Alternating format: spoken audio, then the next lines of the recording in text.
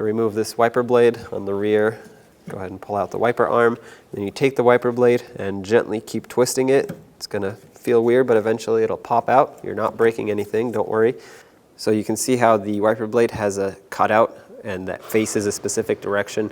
You want to make sure that you put the new blade on the same direction as the old one. So if you have it backwards, it's not going to work out because it won't clip in. So take the new blade, line it up, slide it into the slot that it needs to lock in to. There we go. And then just flip it into position, place the wiper arm on the glass, and you're good to go.